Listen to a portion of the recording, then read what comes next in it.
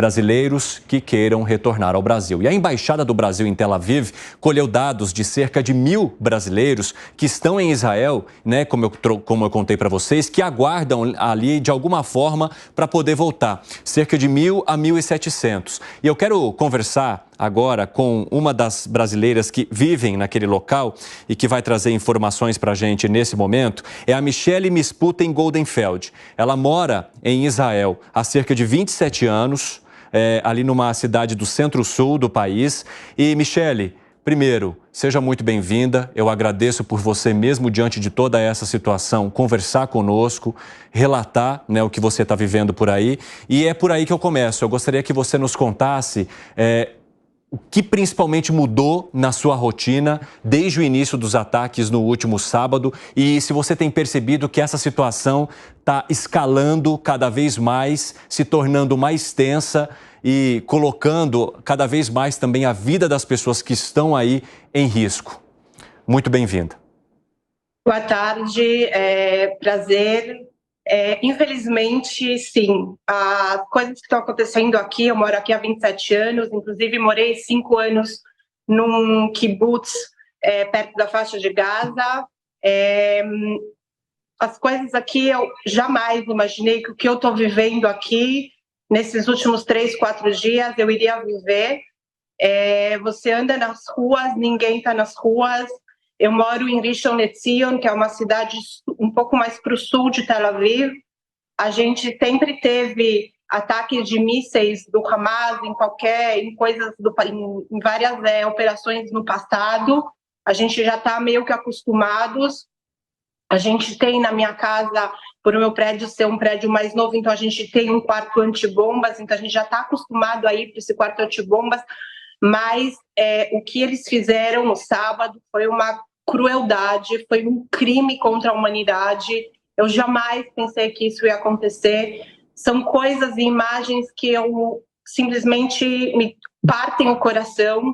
Como eu já te disse, eu conheço, infelizmente, pessoas que foram assassinadas do meu kibbutz, pais de amigos meus, uma família inteira, que inclusive a foto dessa família está rodando em várias redes sociais, tanto no LinkedIn como no Facebook. São pessoas que não fizeram mal nenhum, crianças, mataram, sequestraram pessoas de idade, crianças, mataram sem nenhuma compaixão. E as coisas estão começando a ficar mais agressivas. No sábado a gente teve um dia bem agressivo, cheio de mísseis, mais de 2.000 mísseis foram atirados no país, assim que a gente passou a maior parte do dia no quarto antibombas. Hoje eu fui doar sangue porque existe uma necessidade muito grande de pessoas doarem sangue para os hospitais, porque a gente está com mais de 2.000 feridos, infelizmente mais de 1.000 mortos e mais de 100 pessoas sequestradas que estão na faixa de Gaza. Mas, por outro lado, a gente recebeu um golpe muito grande, né, no sábado, uma coisa que a gente não estava preparado em receber. Mas o povo israelense, os judeus, a gente sabe se unir nesses momentos de problemas, né, quando a gente tem algum problema, e a gente está muito unido, o país está muito unido, mesmo sem serem convocados. Muita gente se alistou e chegou para o sul e está indo para o norte. As coisas estão ficando um pouco mais graves. Em Gaza estamos bombardeando sem parar. Michele. Que isso é uma coisa que está dando um pouco de ar, entre aspas, para a gente poder ver como que a situação vai ficar, porque a gente tem israelenses dentro de Gaza. Eu tenho uma filha que é soldada, ela está numa base que não está no sul, mas ela está numa base e ela faz um trabalho que eu digo que é um trabalho sagrado. Aliás, são os olhos do exército. Eu não posso entrar em detalhes, mas ela está fazendo um trabalho muito, muito importante para o país. Eu tenho um orgulho imenso dela e de todos os soldados desse país. Existe uma união agora muito grande no país, assim, as pessoas estão se unindo, juntando dinheiro, mandando comida, salgadinho, cigarro, café para um monte de soldados que estão sendo alistados. As escolas não têm aula agora. Infelizmente, a gente vai ter dias muito difíceis nos próximos dias, quando começarem a dizer os nomes das pessoas que estão sendo falecidas, que mataram, porque só agora o exército está conseguindo entrar nesses kibbutzim para conseguir ver realmente a crueldade, o genocídio que eles fizeram, porque isso foi um genocídio e estamos contando os nossos mortos. Michele, eu queria aproveitar que você tocou nesse ponto da doação de sangue, porque a gente recebeu informações aqui no Brasil de que os hospitais aí em Israel já estavam entrando em colapso diante da quantidade de feridos, de pessoas que precisaram de atendimento.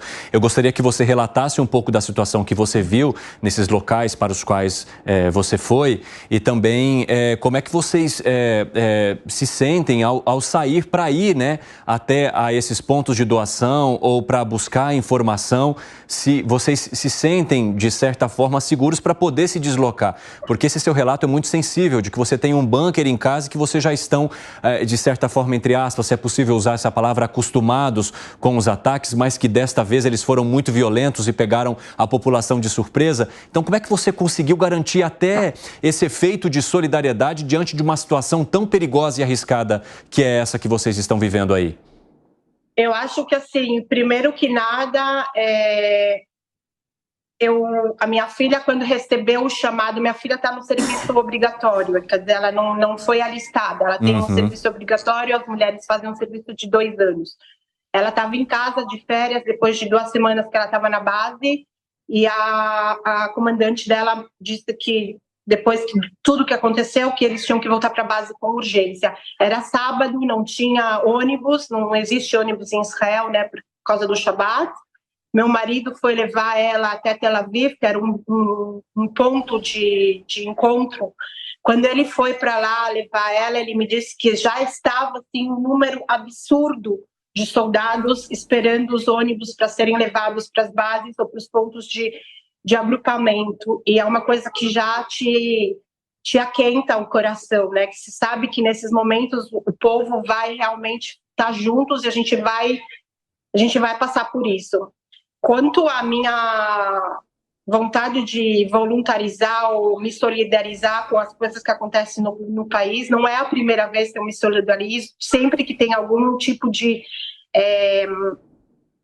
atividade, algum tipo de não guerra, né? Mas sempre que tem alguma coisa no sul que o Hamas joga mísseis para gente, eu sempre me solidarizo pelo fato de eu ter vivido num kibbutz lá em Rosh Hashanah, que eu tenho amigos que são para mim a minha família, foi o lugar que me acolheu quando eu vim para cá há 27 anos atrás, morei lá há 5 anos, faz parte da minha vida e da minha história.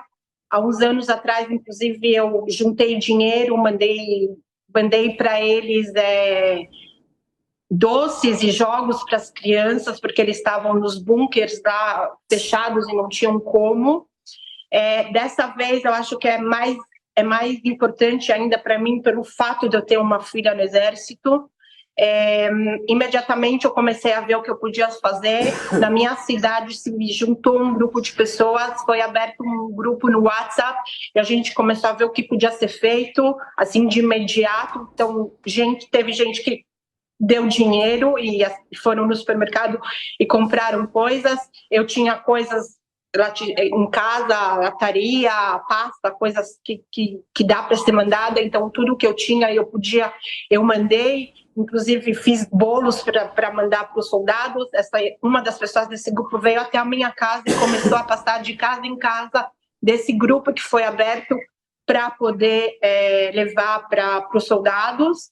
E enquanto a doação de sangue, no começo, a doação de sangue estava sendo feita em alguns pontos no país, principalmente nos hospitais. Em 2 grandes hospitais de Tel Aviv estavam sendo feitos, um no centro de Tel Aviv e um um pouco mais longe do centro de Tel Aviv.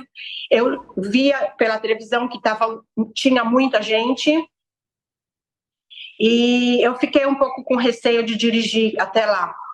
Então, eu esperei abrir um ponto de doação na minha cidade. Esse ponto de doação foi aberto hoje, ao meio-dia. Então, ao meio-dia, eu saí da minha casa de ônibus.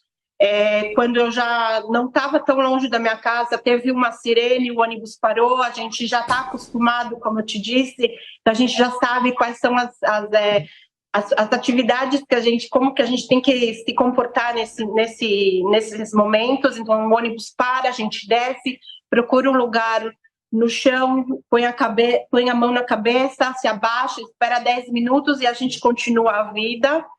E Nossa. Foi assim que a gente fez até eu chegar nesse ponto de doação. Para minha surpresa, quando eu cheguei nesse ponto de doação, eu tenho um filme que eu filmei, tinha já acho que 400, 500, 600 pessoas esperando para doar.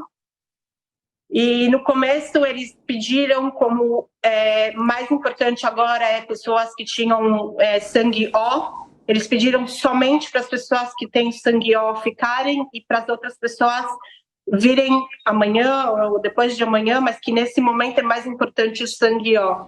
E mesmo depois deles terem pedido tudo isso, eu acho que ficaram mais 400 pessoas, ou mais pessoas chegaram. Eu posso dizer que eu fiquei do meio-dia até as 4:30 da tarde na fila para fazer a doação.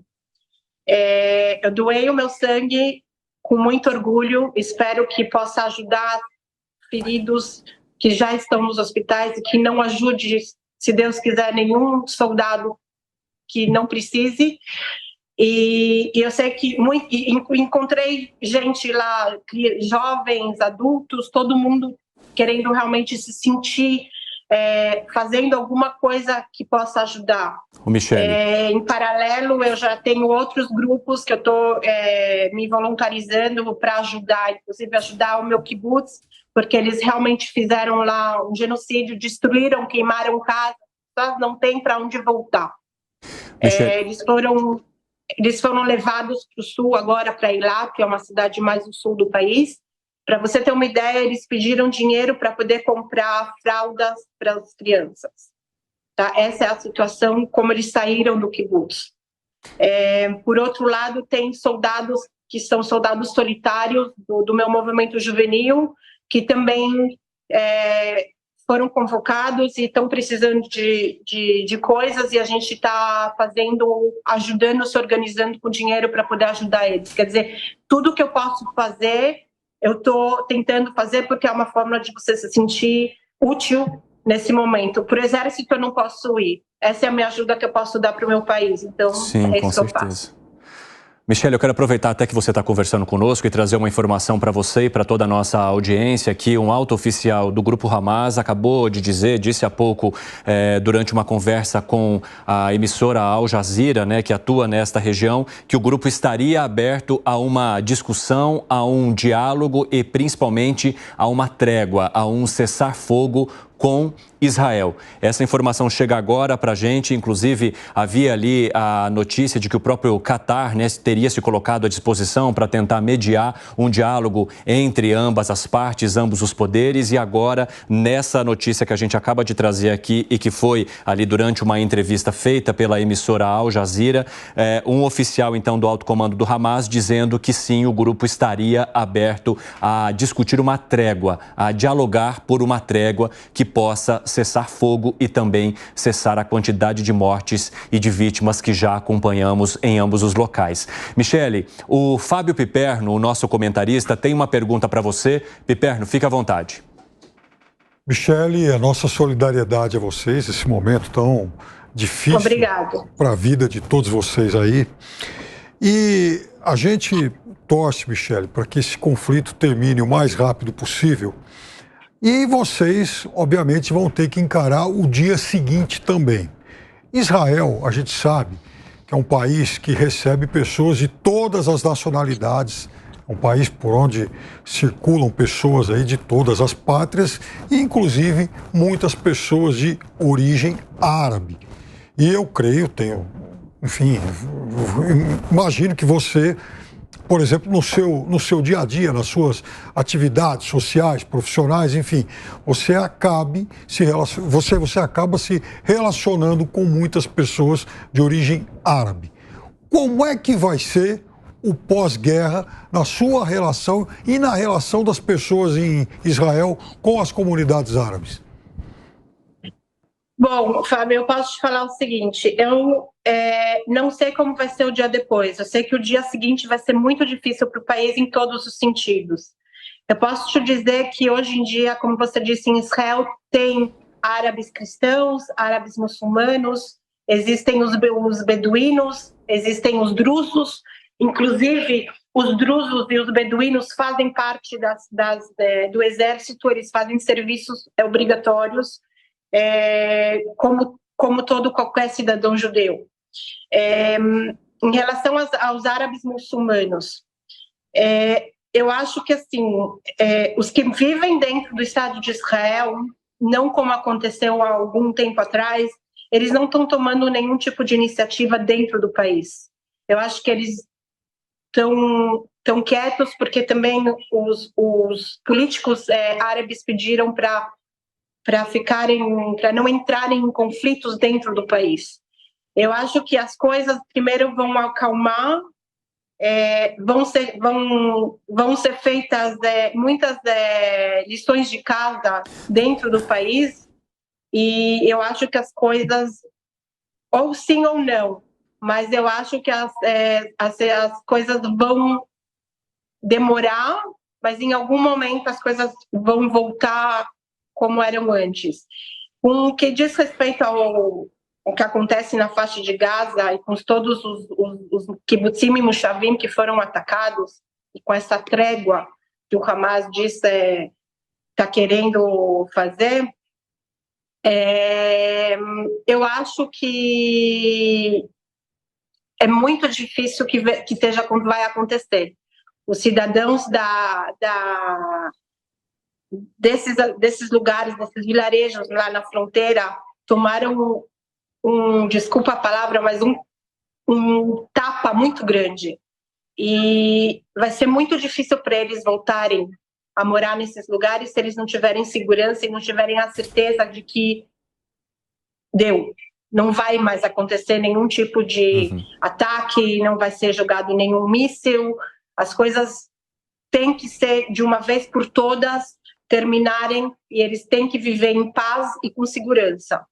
Então, uma coisa é você viver com os árabes dentro do país, que eles são parte do país, e outra coisa é viver com os árabes que vão estar do lado de Gaza.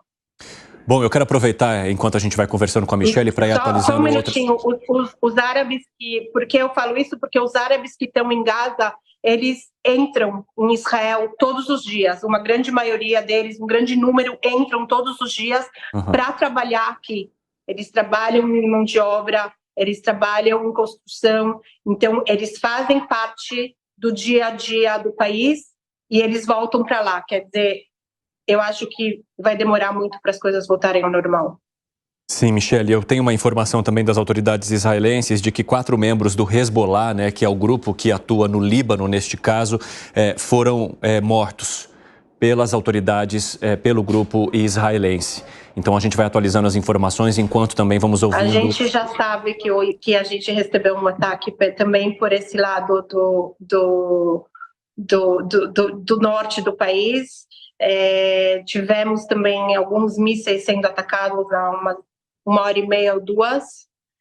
Quer dizer, as coisas, o que se fala, né? Eles tentam se aproveitar da situação, mas também no norte já existe um grande número de soldados e do exército, quer dizer, as coisas já estão mais ou menos encaminhadas.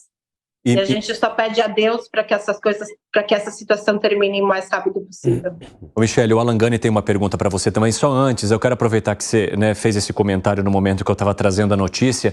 Como é que vocês estão se informando e como é que essas informações chegam até vocês para que vocês possam se preparar, se precaver, se prevenir e entender o que está acontecendo do lado de fora? A gente...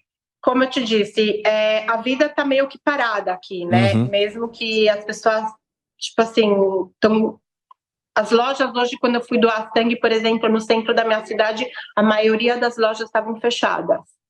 Não tem escola. As crianças estão em casa, tem uma assistência das escolas a nível mais,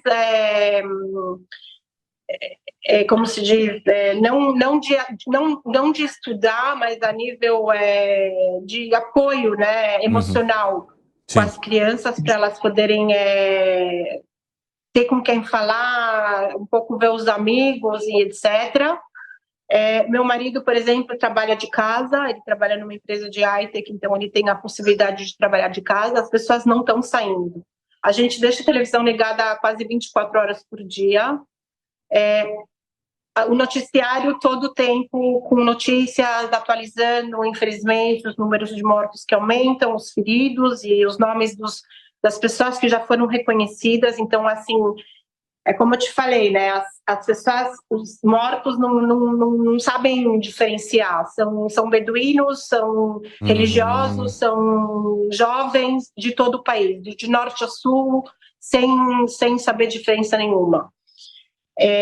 Existe dentro do Exército uma unidade que o trabalho dela é exatamente essa: comunicar à população como a gente tem que se comportar nesse momento. Então, eles falam, cada cidade tem o tempo exato para poder entrar no quarto antibombas. Quando tem um míssil, eu tenho mais ou menos 1 minuto e meio.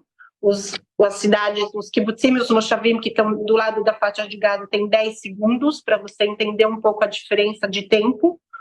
E a gente recebe a atualização pela televisão e pela mídia, mais que nada. Porque sempre tem uma pessoa dessa unidade do Exército na televisão dando informação. Informaram, por exemplo, para a gente ter sempre água dentro dos quartos antibombas e etc, etc. Então, as pessoas correm nos supermercados para ter comida e etc, para, se, por exemplo, acontecer uma coisa mais grave e a gente não poder sair, para a gente ter mantimentos em casa por X dias até conseguir sair. E assim que a gente vai se recebendo notícias e se atualizando. Sim, Michele, então agora o Alan Gani, o nosso comentarista, vai conversar contigo. Fique à vontade, Alan. Obrigado, Michele. Toda a solidariedade a você, a seus amigos, familiares, ao povo de Israel.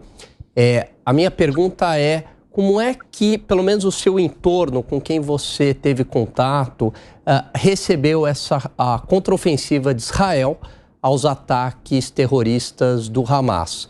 E se na faixa de Gaza, se você tem um número de quantos israelenses, judeus, vivem nessa região hoje?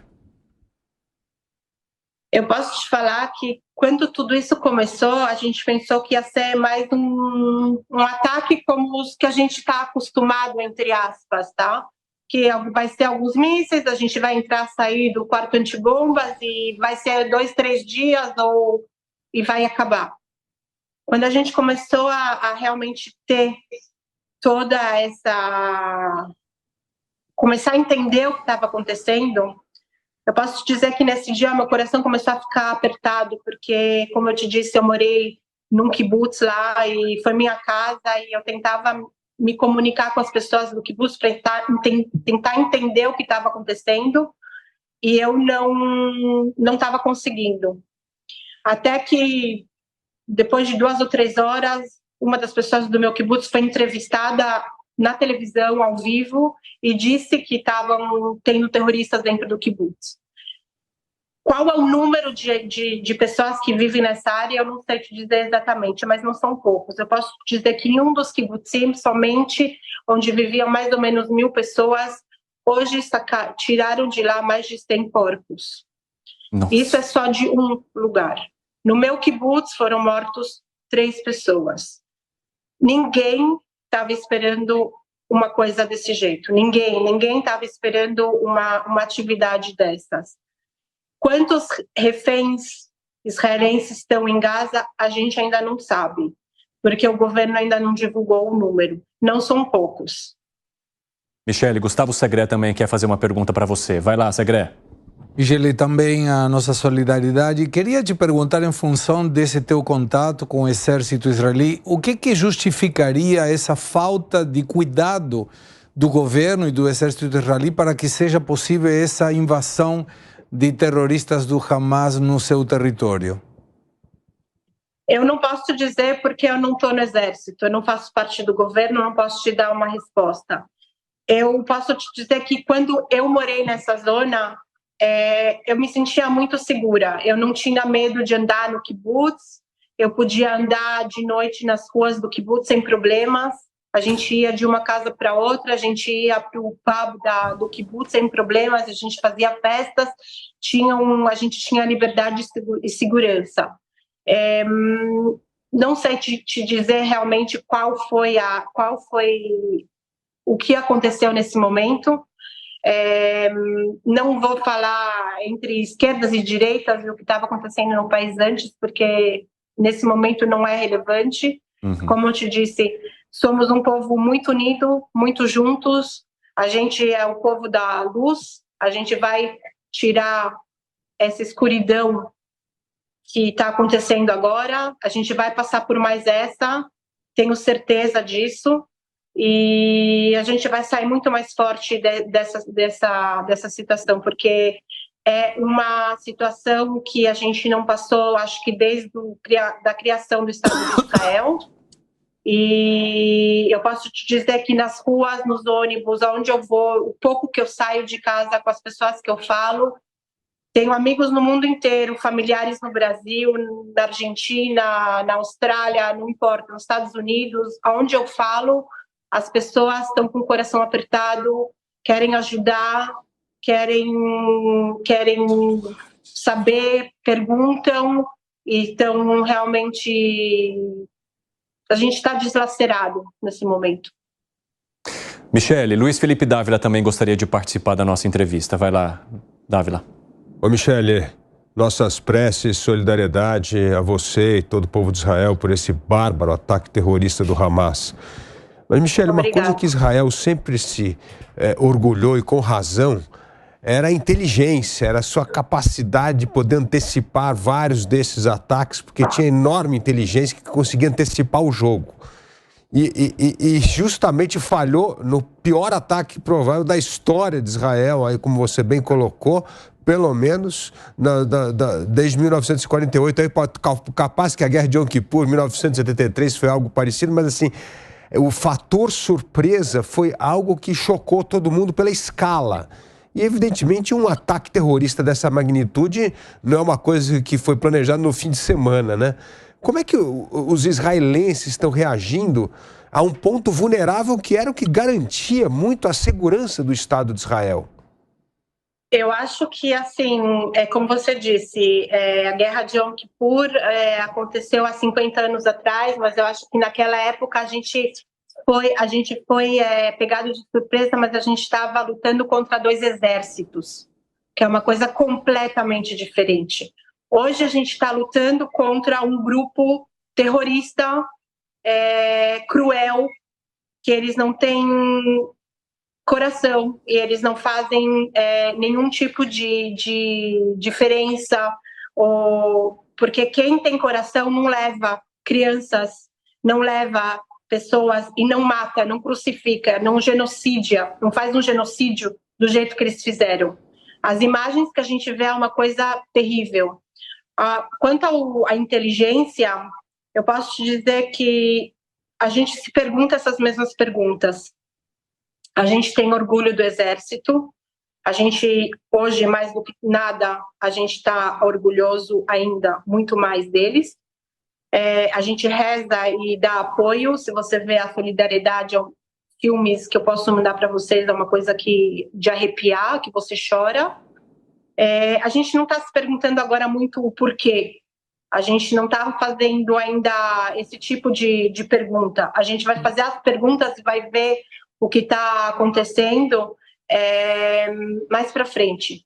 Depois que tudo isso acabar, vão ser feitas todas as perguntas e vão ser feitos todos os exames que tem que ser feitos, por que tudo isso aconteceu. Eu posso te dizer que pelo que o Hamas mostrou na televisão, eles se programaram muito bem nisso, não foi realmente uma coisa de 24 horas, foi coisa de meses, e eles fizeram, eles simplesmente juntaram muita informação e pegaram a gente de calças curtas. Mas, como eu te disse, foram 24 horas terríveis. Eu acho que agora a situação está diferente. A gente já está conseguindo mudar o direcionamento dessa guerra, né? Porque a gente decretou guerra. E, como eu te disse, a gente vai fazer vai verificar os porquês depois. Michele, a palavra surpresa já permeou a nossa conversa aqui várias vezes. E diante disso, a gente fica com aquela questão de mantimento, abastecimento. Essa é uma grande preocupação em situações de guerra. Eu queria entender como isso está funcionando no local onde você está e também com as pessoas que você conhece que não necessariamente vivem nesse mesmo lugar. Se vocês já estão tendo algum tipo de problema com abastecimento de água ou energia, ou questão de alimentos também, ou se por enquanto a situação segue sob controle. As coisas estão normais, não tem nenhum tipo de problema em abastecimento de nada, não de eletricidade, não de combustível, não dinheiro nos caixas, nos supermercados. Tem uma certa falta, quer dizer, por exemplo, eu fui no mercadinho na frente da minha casa ontem para poder comprar coisas para mandar para os soldados. Tinha já, faltava assim, salgadinho, não sei o quê, mas as coisas básicas tem. Eu sei que tem uma necessidade, as pessoas estão indo mais no supermercado e estão se abastecendo, mas não tem nenhum tipo ainda não tem nenhum tipo de falta de abastecimento de nada. Agora, Michele, o seu relato também sobre os casos de violência me chamou bastante a atenção. Pelos relatos que você recebeu, né, das pessoas com quem você convive, foram invasões que aconteceram no local onde essas pessoas moram. Essas famílias, elas foram sequestradas, raptadas dentro de seus próprios lares. Muitas participavam de algum tipo de evento e aí foram surpreendidas também. Como que esses ataques ali no corpo a corpo aconteceram? Eles cortaram a fronteira, entraram de uma forma brutal com motocicletas e começaram a invadir os kibbutzim. Eles invadiram os kibbutzim num sábado, que a gente estava comemorando, terminando de comemorar a época das nossas festas. Então as pessoas estavam em casa e tinham familiares que foram visitar e etc. Quando eles começaram a fazer isso, então começaram também o ataque dos mísseis e as pessoas nesses kibbutzim e moshavim já sabem que como eles têm 10 segundos para entrar, eles começaram a entrar nos quartos antibombas, porque é uma coisa que como eu te disse, já estão acostumados. Mas aí, de repente, eles começaram a escutar pessoas falando em árabe nos kibbutzim, dentro dos kibbutzim. Eles começaram simplesmente a entrar. Porque como estava tudo vazio, as pessoas não estavam nas ruas dos kibbutzim, as pessoas estavam dentro de casa, eles começaram a entrar. E começaram a entrar com armas, com granadas, com RPG, e começaram simplesmente a atirar, a matar, eles fizeram coisas que foi realmente uma crueldade de guerra internacional que nenhum país ia aceitar ser feito. Eles fizeram coisas que são contra tem aquela Carta Internacional de Guerra. Eles fizeram uma coisa totalmente contra isso. Eles mataram crianças, velhos, famílias inteiras. Eles jogavam a granada dentro dos quartos antibombas para obrigar as pessoas a saírem correndo pelas janelas e esperavam do outro lado para poder matar. Ou ficaram segurando crianças durante mais de 24 horas ou 36 horas dentro desses quartos. Eu escutei o relato de uma criança de 10 anos hoje, que ela estava visitando o pai e a namorada num dos kibbutzim. O pai e a namorada foram assassinados.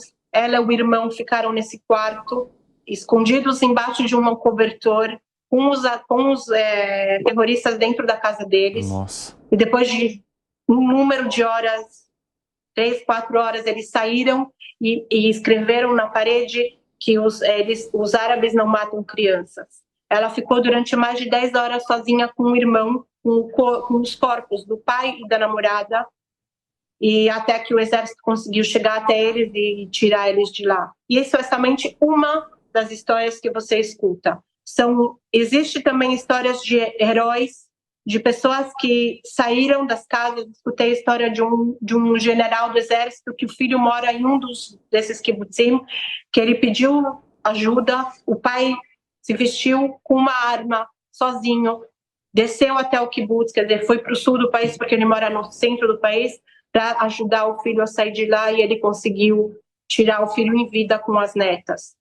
Quer dizer, você escuta histórias de pessoas que saíram sem pensar 2 vezes em ajudar. Estava tendo um festival com mais de 3.000 pessoas nessa área. Infelizmente, mais de 200 foram mortas, muitos feridos, muitos desaparecidos. Você vê os filmes que o Hamas publica, são coisas de arrepiar. Quer dizer, é uma violência que realmente eu acredito que nenhum país no mundo civilizado iria aceitar. Michele, eu gostaria muito de agradecer a sua participação, né? Você conversou bastante tempo conosco aqui, e agradecer também a tua força, a tua sobriedade de falar sobre todos esses temas que estão cada vez mais difíceis e nesse momento aí em ebulição, e mesmo assim conseguir trazer, né, essa fala, essa tua participação aqui para nós, e principalmente ambientando quem nos acompanha de como as coisas estão por aí. Eu desejo boa sorte a você, a sua família, as pessoas que você ama, que estão ao seu redor, e espero que esse conflito termine o mais rapidamente possível. Eu acho que essa é a principal questão, é a nossa maior torcida em todos os cantos. Até breve. Eu que agradeço a vocês a oportunidade. Eu acho que é muito importante o mundo inteiro saber o que realmente está acontecendo, porque os fake news da vida sempre, às vezes, ganham mais do que a verdade. Eu acho que é muito importante saber a verdade, porque nesse momento essa é a verdade. Eles fizeram um genocídio no meu país, e eu acho que se eu não posso estar no campo de batalha, essa é a minha batalha. É explicar, estar na frente e contar a verdade para o mundo, para saber quem são eles e o que eles fazem. Como eu te disse, o país está unido e a gente vai sair dessa muito mais fortes. Muito obrigado, e que tudo isso termine o mais rápido possível. Espero conversar com você novamente, Michele. Um grande abraço para você e para a sua família.